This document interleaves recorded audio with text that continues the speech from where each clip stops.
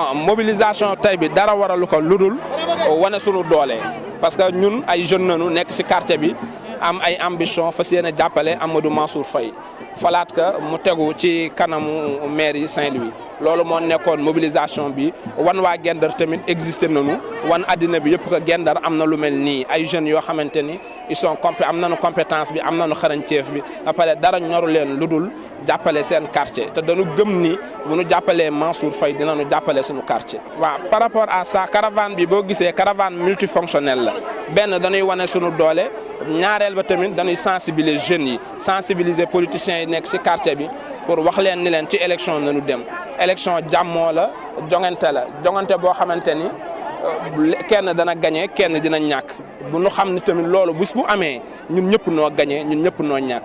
actuellement nii leader APR yi nekk Langue de Barbarie ñoom ñëpp juboo noonu ñoo ngi sant di gërëm di nuyu sunu papa Serigne Samba Sène di nuyu Latir Fall di nuyu Babacar Gaye jàpp na ni ñun ñëpp leader yi nekk fii ñëpp fas yéene jàppale Amadou Mansour Faye ñëpp benn nañu ñun loolu nañu jàpp.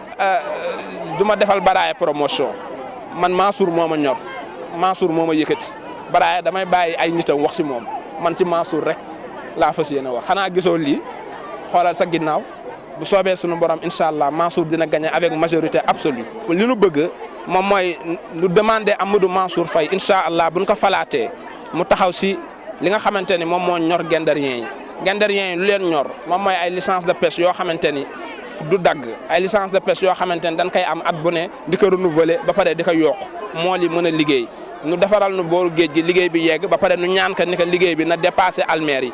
ba pare tamit ñu ñaax ka ni que suñu école yi nga xamante ne noo nekk ci quartier bi école yi nan leen taxawal parce que ñun suñu ay xale suñu ay doom suñu ay rak am fu nu jànge lii mooy li nga xamante ni moom nañuy ñaax suñu candidat pour buñ ko falaatee fas yéene ànd ak moom taxaw mu defal na suñu préoccupation yooyu.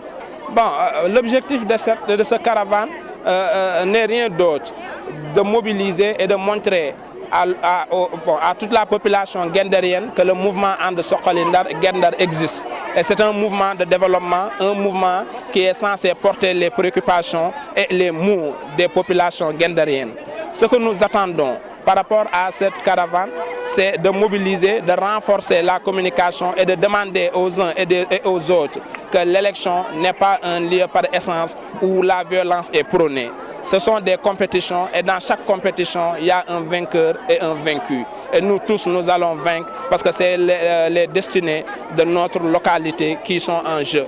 Et nous croyons à la responsabilité des uns et des autres. Le message qu'on lance à la population, c'est que nous soyons ensemble, que nous soyons unis et que nous soyons responsables par rapport à ce que nous faisions et par rapport à ce qui nous attend, les élections. Le message qu'on lance aux acteurs politiques, par essence, nous remercions Serigne Samba Sène, nous remercions Latir Fall, nous remercions aussi Babacar Gaye, nous remercions tous politiciens guetnariens et nous les appelons à sensibiliser la population afin que la paix puisse régner dans ce quartier.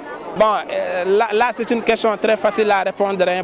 Pourquoi choisir Mansour? C'est parce qu'avec Mansour, nous croyons que le développement va se poursuivre. Parce qu'actuellement, il est en train de développer Saint-Louis. Et l'exemple qui nous est cher, c'est Guet-Ndar. Il y a la digue de protection, il y a les licences de pêche, il y a les écoles, tout. Mansour est en train de faire un excellent travail et nous l'appelons à continuer ce travail et à aider la population guet-ndarienne. La politique du futur maire, c'est avant tout respecter la population guet-ndarienne et Mansour est en train de le faire.